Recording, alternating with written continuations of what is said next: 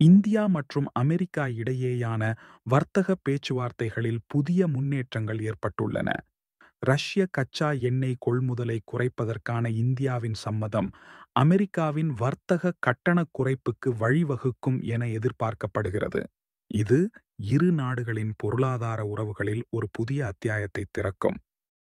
இந்த ஒப்பந்தம் எரிசக்தி மற்றும் விவசாயத் துறைகளில் முக்கிய மாற்றங்களை கொண்டுவரும் என மின்ட் அறிக்கை சுட்டிக்காட்டுகிறது.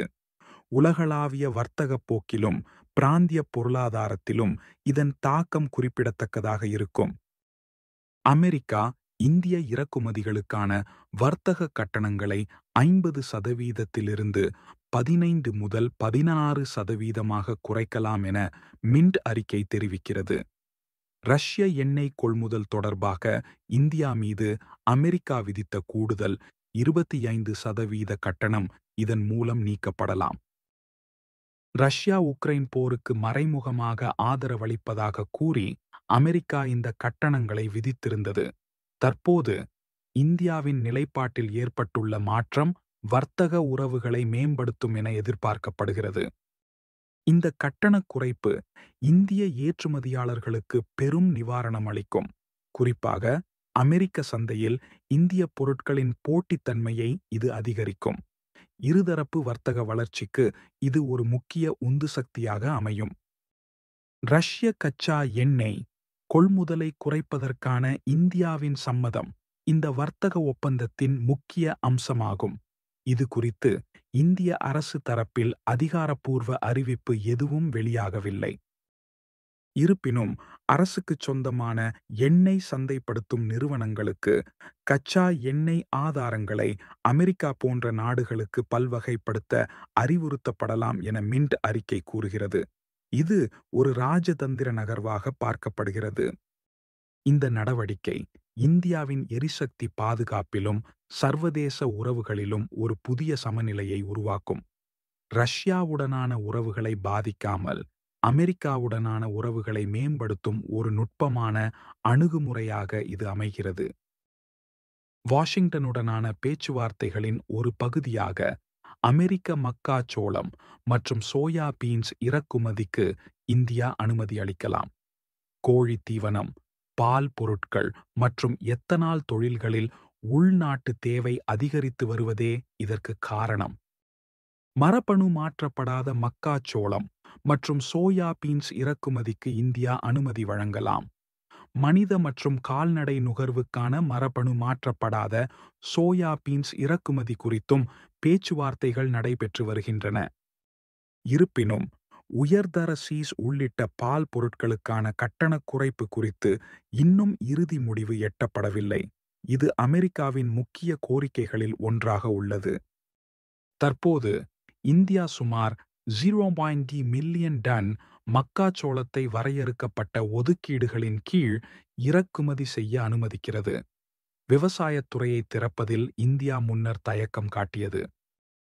உள்நாட்டு விவசாயிகளுக்கு பாதிப்பு ஏற்படும் என்ற அச்சமே இதற்கு காரணம். இந்த புதிய தளர்வுகள் இந்திய விவசாயக் கொள்கையில் ஒரு குறிப்பிடத்தக்க மாற்றத்தை குறிக்கின்றன.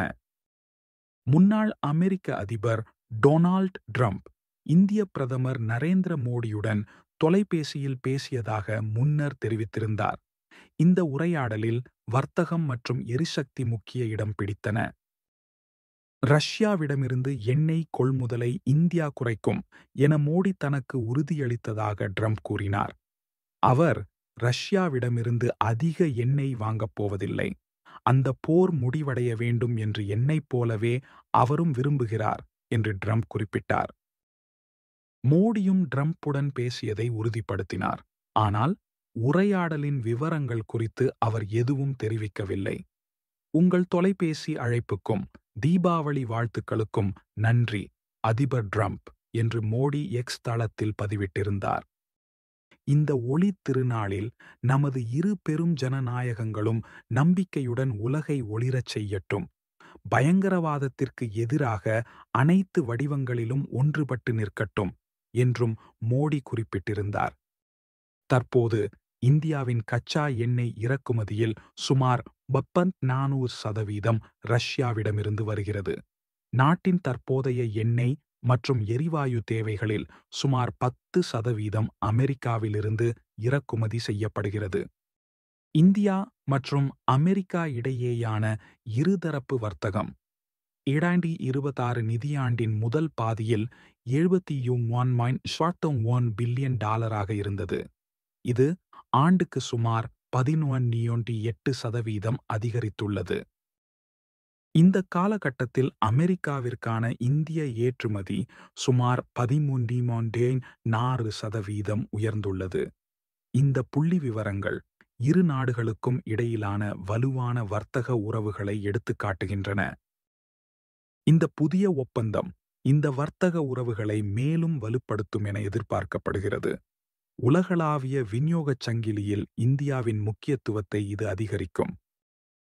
இந்த இருதரப்பு வர்த்தக ஒப்பந்தம் இந்த மாதம் நடைபெறும் ஆசியான் உச்சி மாநாட்டில் அறிவிக்கப்படலாம் என மின்ட் அறிக்கை தெரிவிக்கிறது.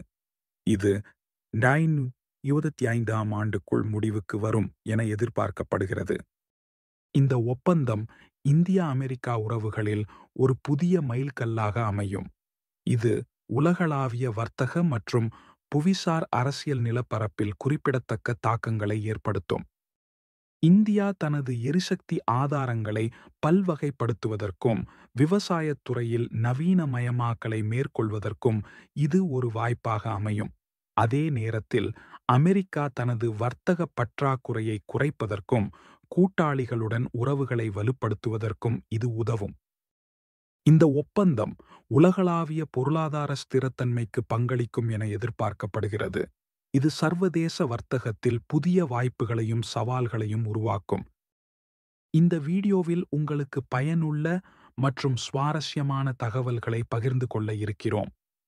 வீடியோவை முழுமையாக பாருங்கள். உங்களுக்கு பிடித்திருந்தால் லைக் செய்யவும், ஷேர் செய்யவும் மற்றும் எங்கள் சேனலை சப்ஸ்கிரைப் செய்ய மறக்காதீர்கள். உங்களின் ஆதரவு எங்களுக்கு மிக முக்கியம்.